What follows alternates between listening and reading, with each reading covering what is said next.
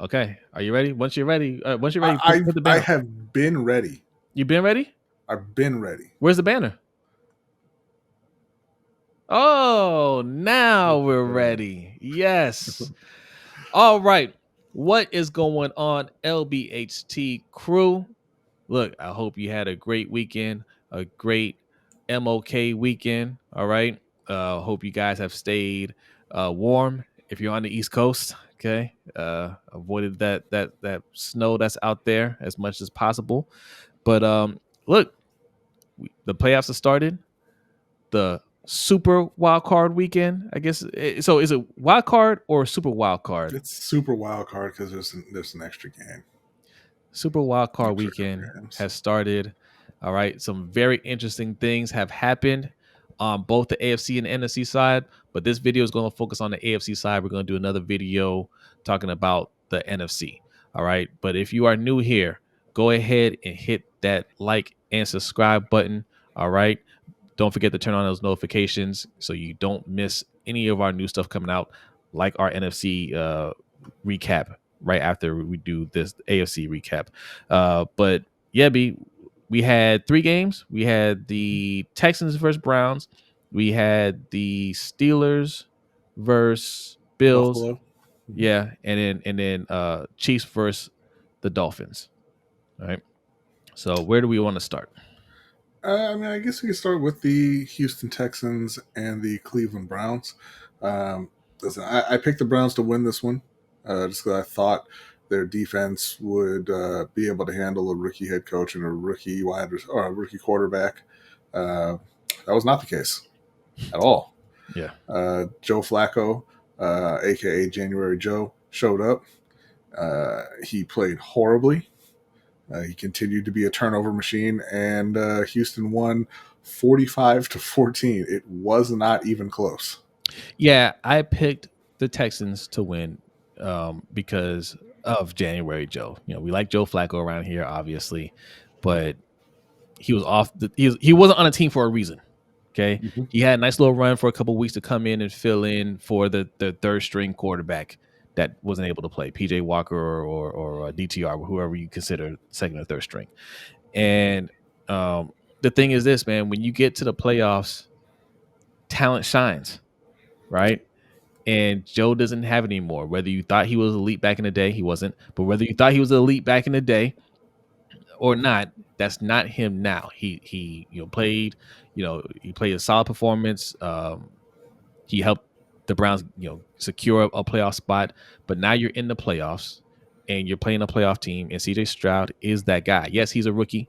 Yes, you have a rookie head coach, but that's not good enough, man. Like, and the Browns have a very good defense, but defense wins you part of the game, right? Defense doesn't win you championships unless you're the 2000 Baltimore Ravens. All right, it doesn't win you championships, or unless you're playing January Joe, because it was a nice story. It was, yeah. But the reality was he threw 8 interceptions in 5 games. Like he never stopped being the turnover machine, and he threw back-to-back pick sixes in this one. Yeah.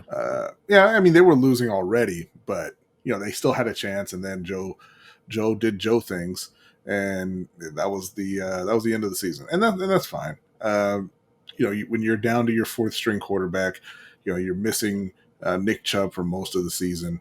You don't really expect to be able to. You don't expect to make the playoffs. Period. You certainly don't expect to win in the first round of the playoffs on the road. Right. So I mean, I thought it was a good season for Cleveland, all things considered. I think that Stefanski should probably win Coach of the Year for that effort, although getting his head kicked in by the other candidate is probably not going to help him a whole lot in that vote. But yeah, like losing Nick Chubb, being on your 4th string quarterback, and still winning 11 games is very impressive. Very impressive. Very impressive. I know Browns fans are disappointed. You're always going to be disappointed when you don't go all the way, right? When you take a L, you're going to be disappointed. But this is a very successful season considering everything that's happened with the Browns, and everybody coming back healthy next year. Watch out. Yeah, I think moving on to the Chiefs and the let's do it in order. Dolphins and then the ice bowl too. It was, I believe, like -1 degrees at the time of kickoff. It only got colder from there, and with the wind chill, it was around like -20, 25, I believe, somewhere in there. It was cold enough that Pat Mahomes ran up the middle at one point and decided to take a defender on head on and shattered his helmet. Which is not a thing that's supposed to happen, but it fractured from the impact. So yeah, it was very cold. It was probably too cold for them to actually be playing, if we're being honest. Yeah. But like people have been saying all season long, the Miami Dolphins are frauds. They can't beat good teams. They lost 26-7 on the road, and Tua looks like he is letting you know as loudly and as often as he can that he is not that guy. Tua. Let's bring up his stats here. 20 for 39, 199 yards, 1 touchdown, 1 interception. I mean, the thing that I don't think he's a fraud, right?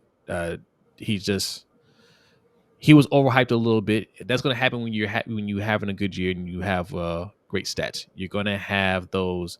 You're going to have people saying that about you, especially fans of that team. I understand that. He has, arguably the best wide receiver in the league on his team, who does great things. He even did great things in that game. So I can understand why people think, hey, we can win with this guy. One, you can win with them. I think they can win it all with them, but he can't win the game for you. And they've had a lot of injuries. We talked about the Browns having a lot of injuries. They've had a lot of injuries on the defensive side of the ball, which is a big piece of what they need to go further in the playoffs. When Tua has these games where he's going to have turnovers, he's not going to play great. You need that defense to kind of keep him in that game, right? Everything has to kind of work together. But he's not an elite level quarterback to where you can just put it on his shoulders. Yeah, and to add a little context to that interception that he threw, the game was still pretty close. Tyreek Hill got injured on a pass. It was a high pass. He had to jump forward, and the defender collided with him. He had to come out of the game. And the very next play, I mean, it looked like Tua just kind of gave up. Tyreek wasn't out there.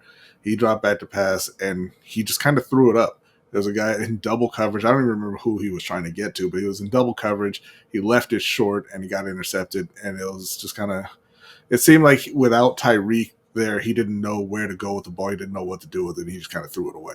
Yeah. But to your point about not being the guy who can win it for you, that's true and that's fair. And like you said, they were missing their top 4 edge rushers.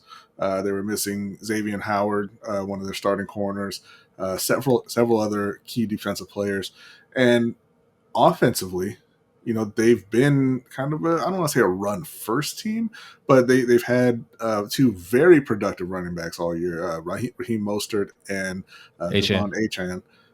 Those guys combined for 14 carries for 42 yards. Right. Yeah. So, I mean, it's not that they were running great, but you kind of didn't really give them the opportunity.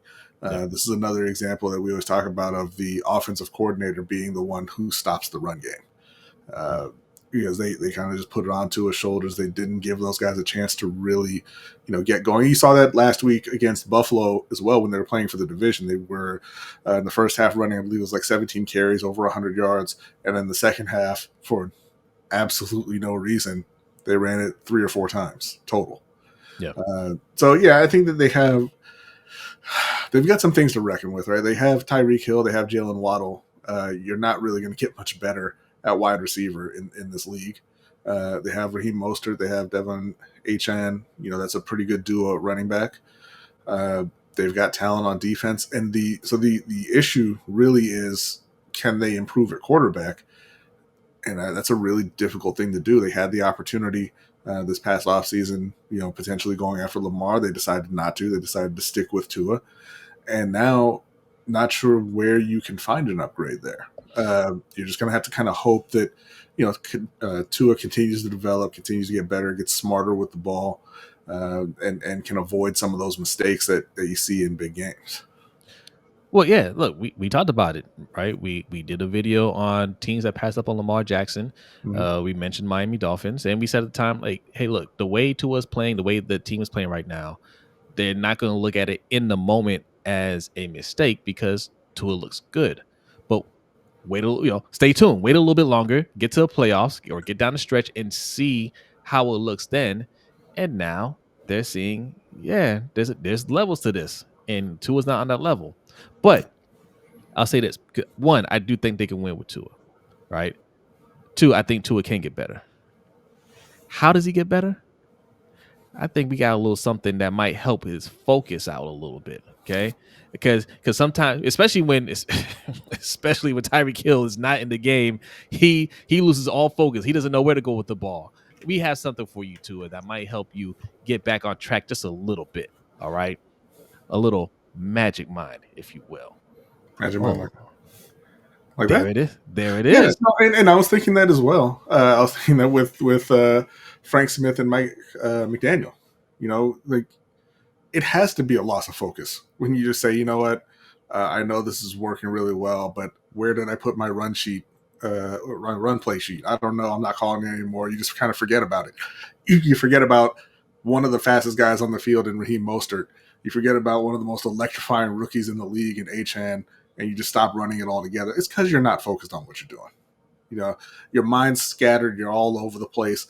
And had you had the magic mind, maybe you call a few more runs. Maybe the game doesn't spiral out of control like that. Yeah. Maybe you're still playing next week.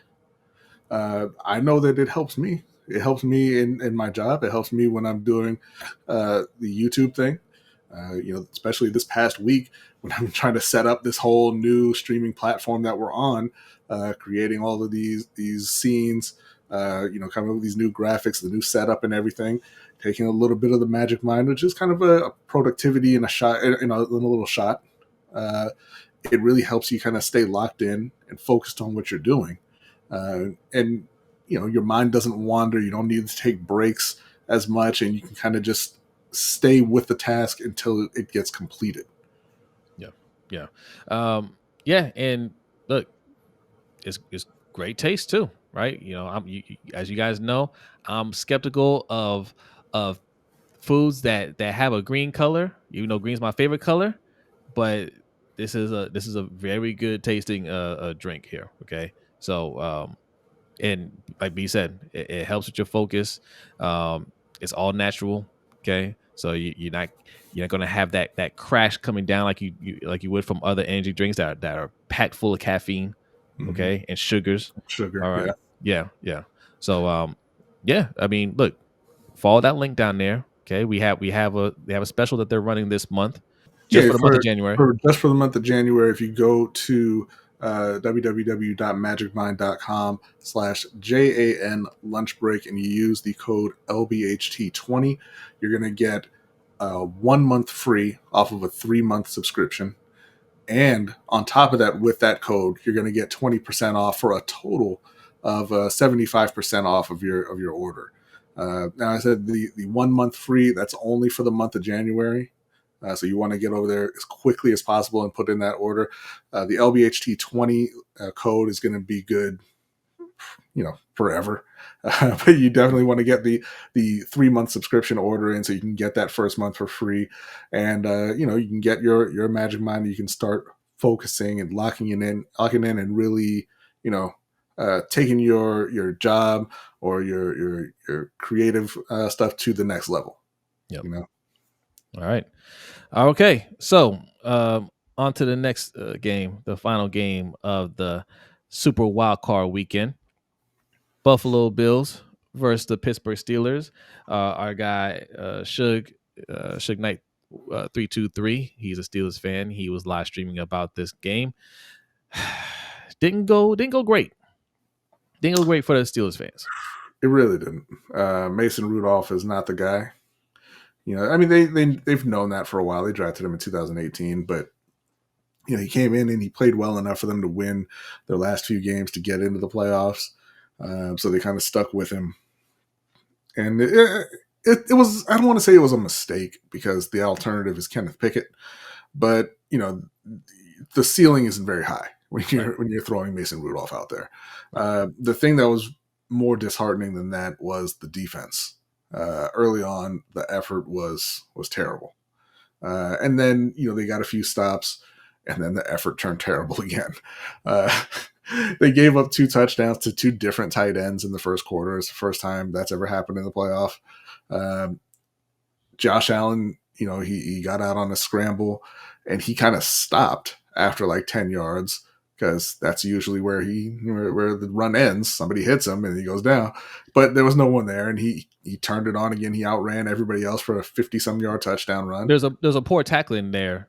Yeah. Too, that he should have been down, but like, and he kind of slowed down, expecting to kind of get taken down. But he's like, well, if you're going to arm tackle like that, then I mean, you want to talk about poor tackling Minkah Fitzpatrick towards the end of the game when Pittsburgh was still in it, and they threw a pass to Shakir over the middle, and Minkah grabbed him and tried to swing him down to the ground instead of tackling him. He didn't fall down, and he ran another. I don't even know how many yards it was. It was, I want to say like 60 plus yards for a touchdown on that one.